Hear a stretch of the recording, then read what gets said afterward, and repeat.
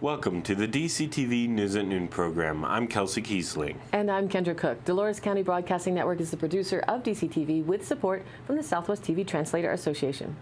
If you have a news topic or event you'd like to see covered, give us a call. The studio number is 677-4119. Today's show runs Thursday at noon and is uploaded to our YouTube channel and our DCTV News at Noon Facebook page to watch on demand. Today is October 18th, 2018, and now the News at Noon. According to the Cortez Journal, Colorado's program for parents, students, and teachers to report potential school threats or violence has seen a substantial increase in reports related to suicide, surpassing bullying as the leading reason students contact the program. The Safe to Tell program received nearly 2,800 reports related to suicide threats during the 2017-18 school year, increasing from the more than 300 reports received in the 2011-12 school year, the Denver Post reported. Students can submit reports with Safe to Tell through phone calls, a mobile app, or online. The program, launched in 2004, created to address school violence in the aftermath of the deadly shooting at Columbine High School. It received a total of 102 reports that year. Students sent in a total of 16,000 reports during the last school year. Suicide has become the leading cause of death for people between the ages of 10 and 24 in Colorado, according to a report by the State Department of Public Health and Environment. The increase in suicide-related reports reflects the rising number of youth suicides across the country. Reported by the Journal, photos courtesy and Jim Mimiaga. 4 suspects have been indicted on felony charges more than a month after a multi-agency raid of a large marijuana operation in Montezuma County. Jimmy Dang, Lisa Yang, Ki Lin Wu, and Sang Teng have been arrested and charged in U.S. District Court with manufacture and possession with intent to distribute 1,000 or more marijuana plants, according to the U.S. Attorney's Office. All have pleaded not guilty, said Jeff Dorschner, Public Affairs Officer for the U.S. Attorney's Office. Trial dates have not yet been set. A federal grand jury handed down the indictments on September 11th, and the U.S. District Court in Durango is handling the cases. 3 defendants own Chinese restaurants in Cortez, according to court documents. Wu and Dang own the Ocean Pearl Chinese restaurant at 300 East Main Street, and Yang owns the Hong Kong restaurant 332 West Main Street, according to case records and the Montezuma County Assessor's Office. Prosecutors seek forfeiture of property upon convictions. According to the indictment, the defendants shall forfeit to the United States any and all property derived from any proceeds obtained as a result of the alleged crimes, including all property used to commit alleged offenses. Probable cause for the distribution charge stemmed from surveillance operations in Denver, in which the defendants were suspected of transferring marijuana and visiting a drug stash house on Bryant Street, according to court records. Boxes suspected to contain marijuana were transferred between defendants in the Denver parking lot and were delivered to a Denver residence on South Xavier Street, and which Yang owns, according to an affidavit filed by DEA Special Agent Andrew Scott. 11 people have been charged since the marijuana raids. In Cortez, Huao Chu, Jay Chu, Danny To, Daning He, Yong Tang, Chen Bochang, and Meidong Dangluk were arrested August 30th and face a charge of cultivating more than 30 plants of marijuana, a Class 3 felony. They have been advised in 22nd Judicial District Court in Cortez and have not entered pleas. Tang also was charged with cultivating marijuana, but his case was dismissed after federal distribution charges were filed against him. Chu failed to appear for his arraignment, and District Court Judge Todd Plew issued a bench warrant for his arrest and ordered that bond be set at $3,000. 4 properties in Montezuma County and 1 in Cortez were raided. 2 properties are on County Road V, and the others are on County Road 22, County Road K.3, and on Chestnut Street in Cortez. An estimated $500,000 in cash and gold bars, 4,300 plants, and 500 pounds of processed marijuana were seized, according to the DEA. The marijuana was worth millions of dollars on the black market, Montezuma County Sheriff Steve Nowlin said. The raids were connected to a Chinese or Chinese-speaking drug ring that has been under investigation since a large raid in Rifle in 2016, said Steve Knight, resident agent in charge of the DEA office in Grand Junction. Continuing a story from earlier this week reported by the Cortez Journal, Cheryl J. Bean, the former executive director of a Cortez nonprofit that serves victims of domestic violence, was bound over in Montezuma County District Court on Wednesday on charges of stealing money and an Xbox 360 console system from the nonprofit's thrift store. During Wednesday's disposition hearing, Bean was scheduled for arraignment before District Judge Todd J. Plew at 1:30 p.m. on November 20th at Montezuma County Combined Courts. There is no misdemeanor disposition at this time. Bean was charged in September with 1 count of felony theft, 1 count of misdemeanor theft, and 1 felony count of tampering with a witness, according to the 22nd Judicial District Attorney Will Furse. According to a report filed by Deputy Yvonne McClellan, Renew employees and volunteers alleged Bean helped herself to donations at the thrift store without paying for them and used money from donation jars for personal use, including lunches. A felony theft charge alleges Bean stole an Xbox 360 console system, controllers, and games that had been donated by Child's Play charity to the Renew store in May 2015. The game system was later identified as an item to be sold at the thrift shop, but it was instead loaded into a trailer of a Bean family member and was not purchased, according to witness accounts relayed in the report.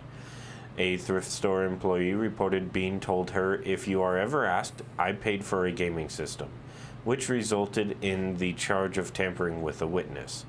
A misdemeanor theft charge is related to allegations that Bean stole cash from a donation jar at the thrift store intended to assist victims of domestic violence. Rose Juergens, Renew's management consultant, said the nonprofit has continued to provide programs and services to victims of domestic violence. From the Journal, photo credit Jim Mimiaga. The community marveled at the new $4 million main fire station at the Cortez Fire Protection District during a packed open house on October 12th. The modern 2-story red brick building at 31 North Washington Street features larger bays, training areas, 6 bunk rooms for the night shift, an exercise room, kitchen and dining area, conference rooms, administration offices, and upgraded dispatch technology. The crew is very excited and proud of our new facility, firefighter Gabriel Rogers said during a tour.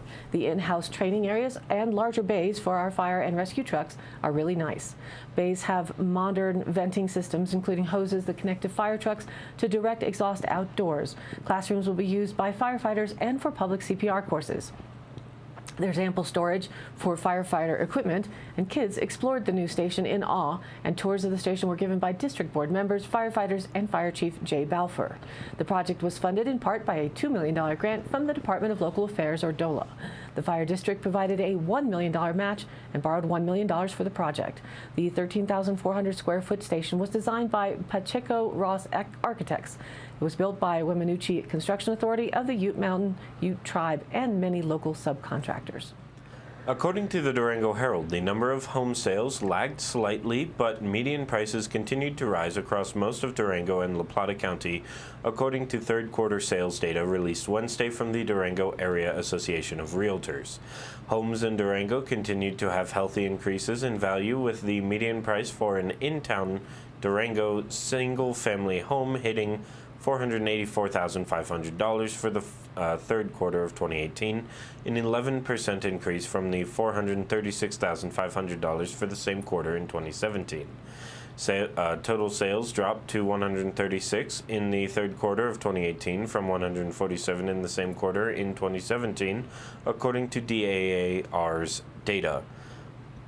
La Plata County homes account for the biggest slice of the home market pie, counting 848 sales in the third quarter of 2018, a 2.9% decrease from 873 sales in same quarter of 2017. The median price for a La Plata County home hit $387,687 for the third quarter, a 6.2% increase from the median price of $365,000 in the same quarter of 2017. The supply of homes continued to be a problem in Bayfield, with Bayfield in-town home sales dropping to 32 in the third quarter compared with 52 sales in the same quarter of 2017. Heather Erb, managing broker at Coldwell Banker Heritage House Realtors, said a number of speculation homes sold in 2017 in Bayfield, with many purchases made before the homes were completed. And now let's take a look at the weather. On the national weather map, the high-pressure systems prevail across most of the western and eastern U.S., with the obvious exception of here in the Rockies and the heavy rain and flooding threat that will persist across portions of west central Texas, with rains pushing north over Kansas and the Central Plains. And for Florida, rain and thunderstorms are also in the forecast for today. So back to our regional weather. Snow is expected to continue over the San Juan, La Salle, and Abajo Mountains, bringing 2 to 5 inches of new snow to areas above 8,500 feet by this evening. Friday through Sunday, no hazardous weather is expected at this time. However, looking to next week, Monday through Wednesday, there is a slight chance of snow over the mountains each day. Our 5-day DCTV local outlook: today, scattered showers and thunderstorms, mostly cloudy with a high near 46. Southeast winds 5 to 10 miles an hour, becoming west-southwest in the afternoon. Chance of precipitation is 50%. Tonight, scattered showers and thunderstorms before 9 p.m. and then isolated showers between 9 p.m. and midnight. Mostly cloudy and then gradually becoming mostly clear with a low around 34. West winds around 5 miles an hour, becoming north-northeast after midnight. Chance of precipitation is 40%. Then Friday, things clear out, being sunny with a high near 57. North-northeast winds 5 to 10 miles an hour. Friday night, mostly clear with a low around 37. North winds 5 to 10 miles an hour, becoming east-southeast after midnight. Saturday, again sunny with a high near 61. South winds 5 to 10 miles an hour. Saturday night, mostly clear with a low around 40. Sunday, mostly sunny with a high near 59. Sunday night, partly cloudy with a low around 40. And next week, Monday, a slight chance of showers with thunderstorms also possible in the afternoon. Partly sunny with a high near 59. Monday night, a chance of showers and thunderstorms mainly after midnight, and then mostly cloudy with a low around 41 degrees. And again on Tuesday, a chance of showers, mostly cloudy with a high near 56. Tuesday night, mostly cloudy with a low around 38. And here's a photo of the morning sun peeking out between the clouds after more gentle rain soaked into the ground yesterday. So far in October, at the DCTV weather station, we've seen 2.04 inches of precipitation on the gauge. What does your weather look like? Hunting, hiking, camping? Send in your photos to dcbnnews@gmail.com or post them on the Facebook group page called Dove Creek Local Weather Photos, and we'll share them here next week on the weather segment. And now, back to the news. According to the Durango Herald, the city of Durango has drafted a new sign code that allows businesses and residents to keep temporary signs up for an unlimited amount of time regardless of their content. In other words, your neighbor may be their neighbors may be able to keep that Donald Trump or Elizabeth Warren sign up indefinitely, and businesses could promote their super sales year-round. The change came in the wake of a U.S. Supreme Court decision that says governments can regulate signs based on uniform rules, but they can't have different rules based on the content of signs, such as religious, political, and garage sale signs.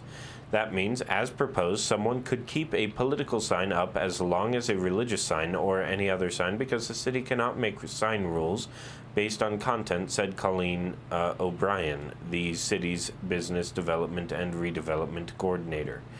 The city in the past has mandated that political signs come down after an election, a rule now deemed unconstitutional because it is based on the content of the sign.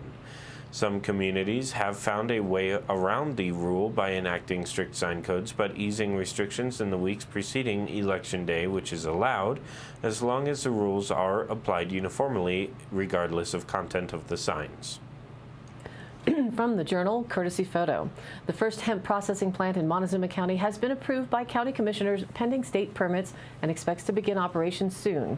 Ayani Botanicals at 11012 U.S. Highway 491 north of Cortez plans to accept local hemp crops to extract cannabidiol oil for use in a variety of products, said owner Patrick Labruzzo. Processing equipment is being set up in an existing building within a commercial industrial overlay zone. The plant will manufacture topical health products such as creams, lip balms, and edible tinctures that will be sold online and at a future on-site storefront.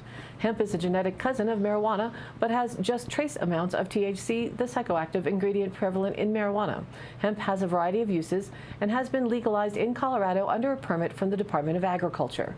The stalks can be used to make fiber, and the oil and seeds can be made into salves, food, and fuel. We've developed our own product brand of salves, balms, and tinctures and are looking to local farmers to provide the hemp, said Labruzzo. Labruzo. Odors and noise are expected to be minimal, said Planning Director Lee Ann Milligan, and hemp will not be grown on the property.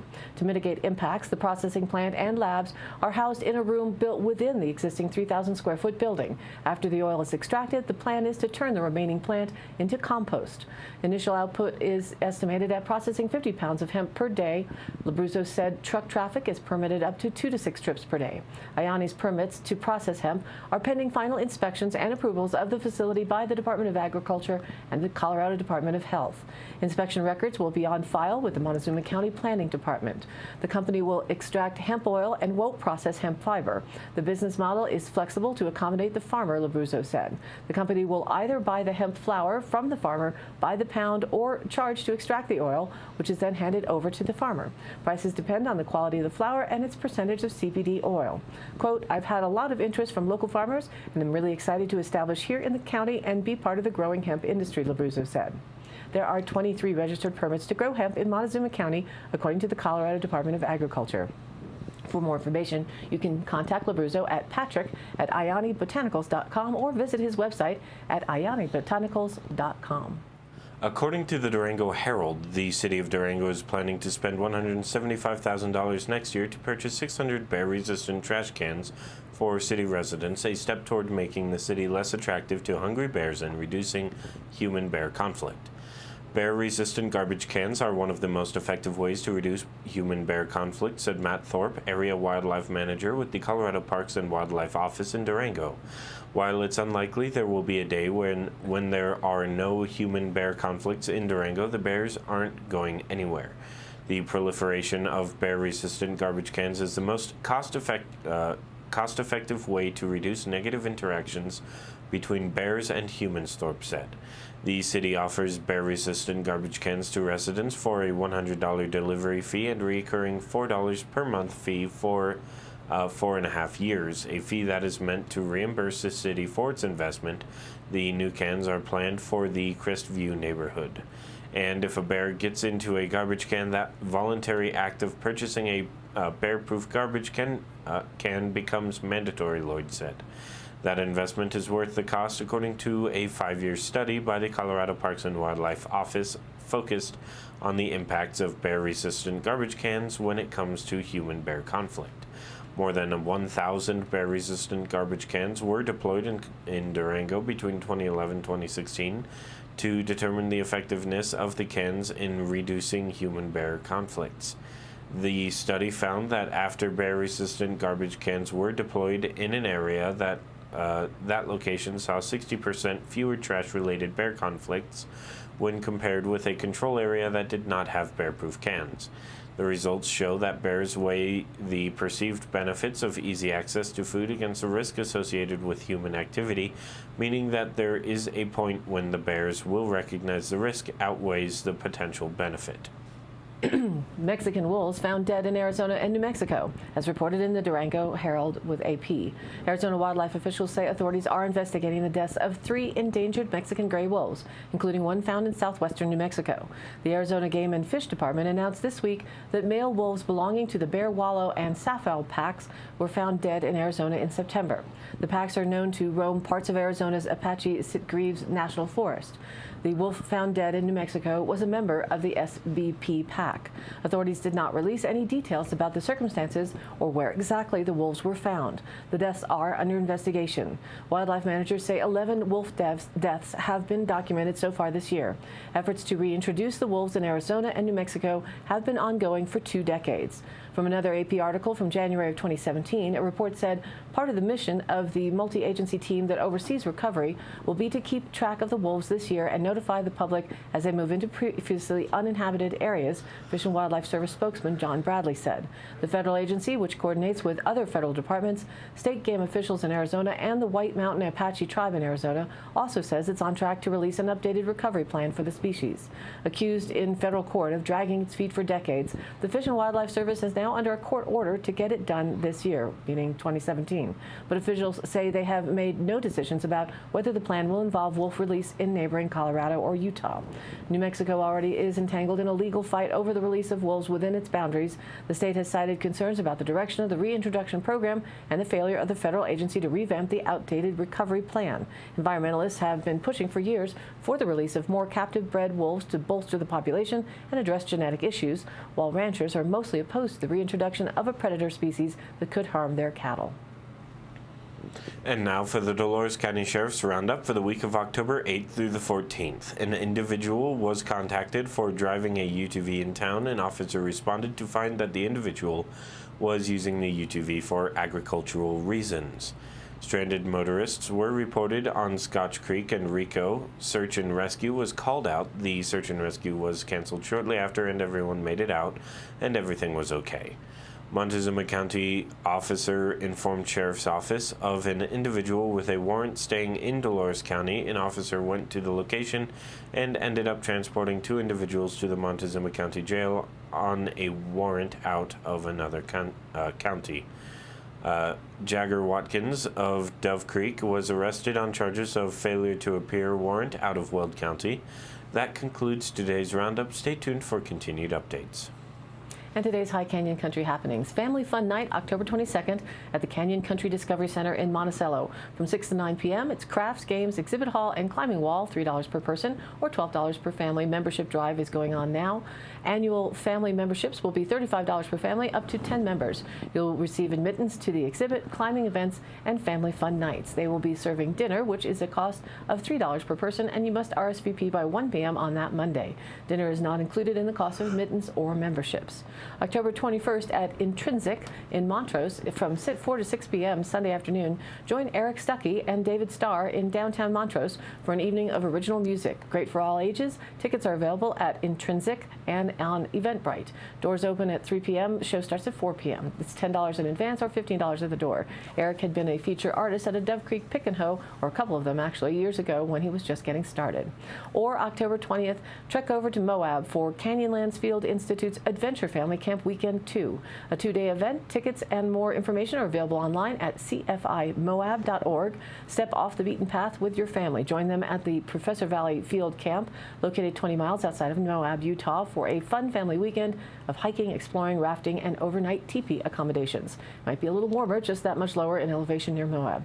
And a notice that the Dove Creek Chamber of Commerce is holding an open meeting November 1st from 1 to 2 p.m. at the Wild Coffee to discuss the options for a Home for the Holidays fair on December 1st and collecting any and all dates and times for holiday-related activities to be included in the Dove Creek December promotions to shop local and celebrate locally. Any questions, or if you can't make the meeting and would like to offer your ideas or support, call 970-560-2856. And all of the happenings are posted on our DCTV News at Noon Facebook page, along with the YouTube replays, weather, original stories, and local posts. To share your event or information, contact us. It's dcbnnews@gmail.com or call the station 970-677-4119.